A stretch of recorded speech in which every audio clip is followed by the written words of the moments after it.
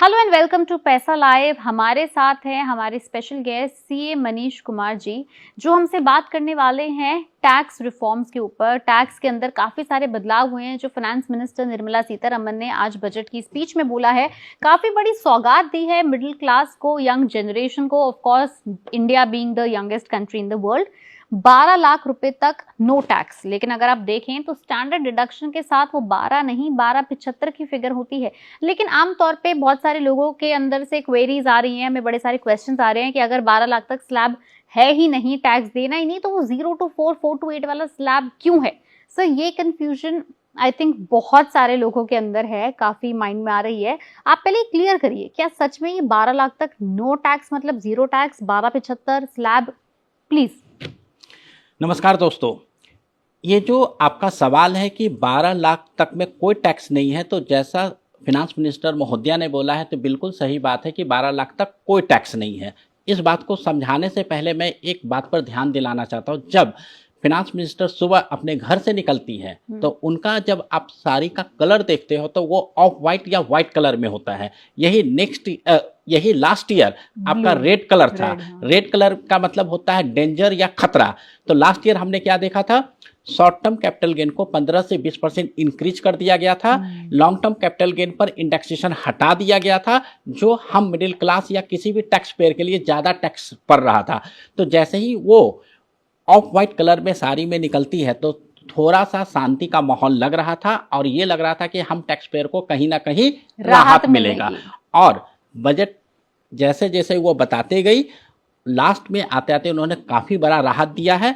अब आपके सवाल का जवाब, आपने पूछा कि अगर 12 लाख तक कोई टैक्स नहीं है तो 4 लाख तक जीरो है, 4 लाख से 8 लाख तक 5%, ये स्लैब रेट क्यों है। तो बात ये है कि किसी भी व्यक्ति का इनकम 7 लाख, 8 लाख, 12 लाख तक है तो उसको तो कोई टैक्स नहीं लगेगा। सर, यहाँ पर ना मैं आपको 3 केसेस देती हूँ। चलिए केस 1 जिसमें मैं हूँ, मान लीजिए केस 1 में मेरी तनख्वाह है 10 लाख रुपए, मेरी टैक्सेबल इनकम 10 लाख रुपए है, ठीक है। अब क्या टैक्स होगा मेरा? आपकी इनकम 10 लाख रुपया है तो अभी तक जो फिनांस मिनिस्टर ने बोला है कि 12 लाख तक में कोई टैक्स नहीं लगेगा। अगर आप ओल्ड टैक्स रिजीम ऑप्ट करते हो तो 10 लाख के ऊपर आपको 75,000 का स्टैंडर्ड डिडक्शन मिलेगा, तो आपकी इनकम होगी 9,25,000। अब 9,25,000 पर भी कोई टैक्स नहीं लगना है, क्योंकि 12 लाख तक आपको रिबेट मिलने वाला है और आपके 10 लाख की इनकम पर कोई टैक्स नहीं लगना है। केस 2, अब जब मेरी इनकम है exact 12 lakh rupees taxable income, again 12 lakh के ऊपर जो आपका टोटल सीटीसी या सैलरी है, यहाँ पर भी आपको टैक्स नहीं लगेगा, क्योंकि 12 लाख के ऊपर स्टैंडर्ड डिडक्शन मिलेगा और वो मिला के आपका 12 लाख से कम हो जाता है। अगेन आपको कोई टैक्स नहीं लगेगा। और यही लास्ट ईयर तक 12 लाख की इनकम पर तकरीबन 80 से 90 हज़ार टैक्स लग रहा था। तो ये पैसा अब आपके हाथ में होगा और आप इस पैसे को इन्वेस्ट करें या इकोनॉमी में खर्च करें, ये आपका चॉइस है। केस 3 कि अगर अब एक मैं इंडिविजुअल हूं और मेरी सैलरी है मान लीजिए 12.9 लाख ऑनवर्ड्स, मतलब 12,90,000 या उसके बियॉन्ड सैलरी है, 13, सवा 13, 12.9 अगर मान लीजिए मेरा सीटीसी है, अब मुझे कितना टैक्स देना है? अब आपका जो सवाल है अब हुआ इंटरेस्टिंग, क्योंकि अभी तक 12 लाख तक तो कोई टैक्स नहीं लग रहा था, लेकिन जैसे ही आपका इनकम थोड़ा सा बढ़ता है, जैसे 12,90,000 या 13 लाख, तो पहले तो आपको 75,000 का स्टैंडर्ड डिडक्शन मिल जाएगा। तो लेट्स एज्यूम हम 13 लाख से बात करते हैं, तो 13 लाख में माइनस करते हैं 75,000, तो अब आता है 12,25,000 टैक्सेबल इनकम। टैक्सेबल इनकम की बात कर रहा हूं। बता दीजिए कि ये टैक्सेबल इनकम की बात हो रही है, ये अमाउंट टोटल पे नहीं हो रहा, दिस इज टैक्सेबल इनकम। हाँ, तो 13 लाख से स्टैंडर्ड डिडक्शन घटाने के बाद आता है 12,25,000, जो है आपका टैक्सेबल सैलरी। अब इस टैक्सेबल सैलरी पर लगेगा टैक्स।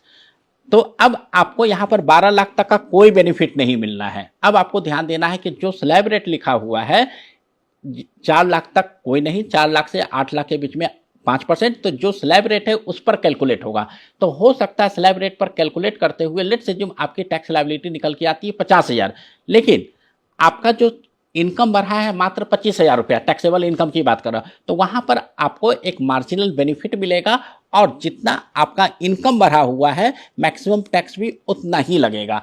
इट मीन्स कि 13 लाख के आसपास का आपका इनकम है तो यहाँ पर आपको जो टैक्स लगेगा 25 से 30,000 रुपया टैक्स लगेगा।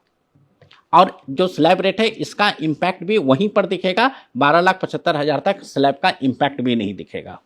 ठीक है। और मान लीजिए अब सर न्यू टैक्स रेजिम और ओल्ड टैक्स रेजिम के बीच में भी काफी कंफ्यूजन हो रही है कि ये जितने भी इन्होंने रिफॉर्म्स किए हैं, जो बदलाव किए हैं, अब वो न्यू टैक्स रेजिम में करें, राइट? तो अगर कोई इच्छुक इंसान ओल्ड टैक्स रेजिम को फॉलो करना चाहे तो उसमें ये 12 वाला प्रोविजन नहीं है।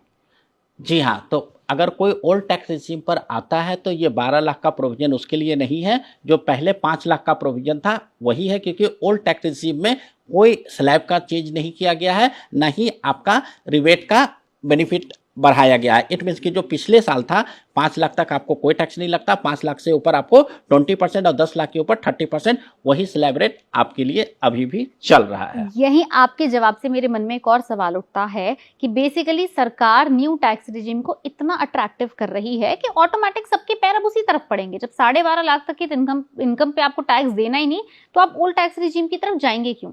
लेकिन सर ओल्ड टैक्स रेजिम के अंदर ना काफी इंटरेस्टिंग सी डिडक्शंस थी, ATC, ATD, ATG, ATEE, उनका क्या होगा? मतलब जो पैसा अभी तक मैं मान लीजिए अगर हर साल मैं LIC कराती थी, या फिर मान लीजिए अगर मैं हर साल अपने PPF में पैसा डालती थी और उस अमाउंट को मैं अपने ATC के तहत छूट लेती थी, तो अब वो मेरी इन्वेस्टमेंट रेलेवेंट है या नहीं?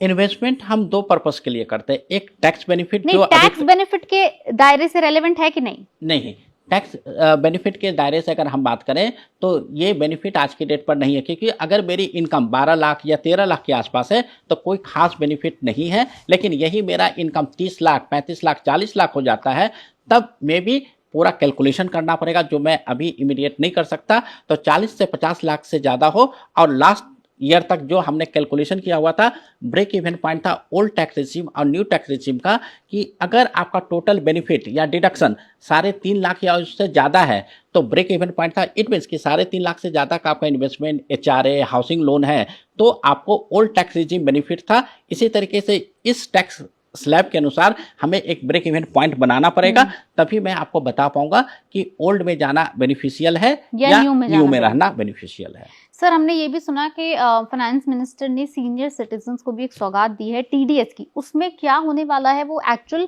उसका मतलब क्या है और सीनियर सिटीजन्स को क्या फायदा होगा, वो थोड़ा सिंप्लीफाई करके बताएं।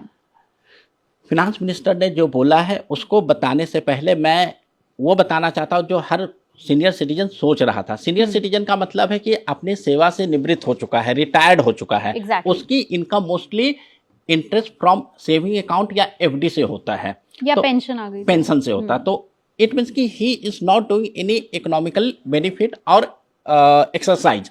तो यहाँ पर हमें पूरा का पूरा एग्जम्पशन का उम्मीद था, लेकिन ये फिनांस मिनिस्टर ने नहीं किया। अब पॉइंट ये है कि अब इन्होंने किया क्या, इन्होंने किया है कि जो इंटरेस्ट आपको बैंक से FD या सेविंग अकाउंट से मिलता था तो वहां पर 50,000 तक छूट दिया हुआ था, मतलब वहां तक TDS नहीं कटना था। अब इस लिमिट को 1 लाख कर दिया गया। इट मीन कि किसी सीनियर सिटीजन का FD और सेविंग अकाउंट से इनकम 70,000, 75,000, 90,000 तक है तो आपको TDS नहीं काटा जाएगा। यही 1,10,000 हो जाएगा तो पूरे 1,10,000 के ऊपर 10% आपको काटा जाएगा। तो सर लेकिन बट एक तरफ से देखा जाए अमाउंट डबल कर दिया, हाँ माना बिल्कुल TDS फ्री नहीं करा उनकी जो इनकम फ्रॉम इंटरेस्ट थी, बट डबल कर दिया, तो डू यू थिंक इससे भी थोड़ा प्रभाव तो पड़ेगा? 50,000 और 1 लाख में डबल का ही तो फर्क है पूरा। डेफिनेटली फर्क पड़ेगा। और जो FD पर जो TDS का इम्पैक्ट है, इसका एक और फर्क ये पड़ता है कि लेट्स एज्यूम कि मैंने FD 3 साल के लिए किया, FD का पैसा मुझे मिलता है 3 साल के बाद, लेकिन TDS का इम्प्लीकेशन मेरे को हर साल देना पड़ता है एक्रूवल कॉन्सेप्ट के कारण। तो इट मीन्स कि हमें हर साल टैक्स देना पड़ रहा है, लेकिन इनकम मेरे को मिलने वाला 3 साल। तो यहीं पर मेरा अगर 1 लाख से कम है तो मेरे को जो TDS कट रहा है वो कम से कम उस चीज में राहत मिल रहा है। तो ये एक अच्छा साइन है। लेकिन ये चीज अगर ये पूरा का पूरा एग्जम्प्ट कर दिया जाता तो सीनियर सिटीजन के लिए रियली में सौगात होता। सर एक और हम लास्ट चीज पे बात करना चाहेंगे, वो है हमने ये भी सुना कि इनकम टैक्स रिटर्न जो है ITR उसको भरने का अब जो ड्यूरेशन है वो बढ़ा दिया गया। आई मीन जब पहले हम 2 साल तक की पुरानी भर सकते थे, अब हम उसे 4 साल तक पुरानी अपनी रिटर्न फाइल कर सकते हैं। सो आप इसको भी थोड़ा डिकोड करें। जैसे हर सिक्के का दो पहलू होता है, तो इस अनाउंसमेंट का भी दो पहलू है। पहला पहलू क्या है कि हर किसी के लिए बहुत अच्छी खबर है। जैसे 2021-22 का या 2020 का मैंने रिटर्न भरना भूल गया था या किसी कारण से मेरे पास उस टाइम इनकम नहीं थी, लेकिन आज मैं लोन के लिए अप्लाई कर रहा हूँ, तो मेरे को बैंक कहता है लास्ट 3 साल या 4 साल का ITR प्रोवाइड करो। Exactly. तो मैं पिछले 4 साल का ITR आज की डेट पर फाइल कर सकता हूँ। दूसरा पहलू क्या है कि जो अपडेटेड रिटर्न के बारे में मैडम बात कर रही थी, वहां पर बिना पेनल्टी दिए हुए आपका रिटर्न अपलोड हो ही नहीं सकता। वो पेनल्टी 1000 रुपया हो सकता है, 5000 हो सकता है, 50,000 हो सकता है। ये डिपेंड करेगा कि आपका इनकम कितना था। Right. तो एक तरफ से टैक्स पेयर को थोड़ा सा राहत दिया गया है, लेकिन दूसरा इसका जो मेन मकसद है, गवर्नमेंट ऑफ इंडिया अपने अकाउंट में इनफ्लो ज़्यादा से ज़्यादा ले सके। दूसरा और जो सबसे इंपॉर्टेंट चीज़ है कि लेट्स एज्यूम आपने 3 साल पहले आपका कुछ टीडीएस कटा हुआ है, आपके पास थोड़ा सा इनकम है, आप टीडीएस से सोचोगे कि जो पेनल्टी है वो सेटअप हो जाए, ऐसा नहीं हो सकता है। टीडीएस ज़्यादा भी रहेगा तब भी आपको 1000 या 2000 का पेनल्टी देना पड़ेगा, तभी आपका रिटर्न अपलोड होगा। तो सरकार ये जो 4 साल का टाइम लिमिट बढ़ाई है, इससे सरकार को ही इनफ्लो होगा पैसे में। Exactly. पब्लिक को फायदा ये होगा कि उनका कंप्लायंस पूरा हो जाएगा। पब्लिक को ये फायदा होगा कि मान लीजिए अगर आपको अचानक लोन की रिक्वायरमेंट और आप अपने पिछले साल की आप ITR भर चुके हैं, बट उससे पिछले साल की अब आप भर ही नहीं सकते, तो आप अपनी पुरानी जितनी भी स्किप्ड ITRs हैं, अब आप उनको प्रॉपर इन प्लेस ला सकते हैं। आप अपनी पुरानी 4 साल तक, 4 फाइनेंशियल ईयर तक पुरानी अपनी ITR भर सकते हैं, जो इनडायरेक्टली फायदा आपको ये। हाँ, लेकिन ये मत भूलिएगा कि जब आप पुरानी 4 साल वाली ITR भरने जाएंगे तो वो आपको टैक्स समेत ही भरनी है। बट अगेन सर, वो भर पाएंगे, आई थिंक ये भी काफी बड़ा रिलीफ है, बिकॉज अदरवाइज अभी तक इस प्रकार का कोई प्रोविजन नहीं था। हाँ, एक तो मैंने बताया कि आपको एडिशनल टैक्स पे करके ITR फाइल जाएगा। दूसरा क्या है कि अगर आपने 2 साल 3 साल पहले आपने रिटर्न नहीं भरा है, तो हो सकता है आपको इनकम टैक्स नोटिस भी आने वाला था। तो अभी आपके पास समय है कि आप रिटर्न फाइल कर दे, तो कम से कम उस नोटिस, उस पेनल्टी से आप बच सकते हो। तो ये भी एक अच्छा सौगात है कि थोड़ा सा 1000, 2000, 5000 रुपया खर्च करके आप लाखों के पेनल्टी से बच सकते हो। Well, thank you so much sir, आपने हमारे साथ पूरा का पूरा ये टैक्स डिकोड किया, बिकॉज मुझे लग रहा है बहुत ज़्यादा कंफ्यूजन थी लोगों के मन में इनकम टैक्स के स्लैब को लेके और ये सीनियर सिटीजन के कंप्लायंस को भी लेके। बाकी और हम अपने बजट को डिकोड करते रहेंगे, आगे भी हम अपने बजट को डिकोड करते रहेंगे सेक्टर बाय सेक्टर। इसलिए स्टे ट्यून्ड एट पैसा live for more budget updates.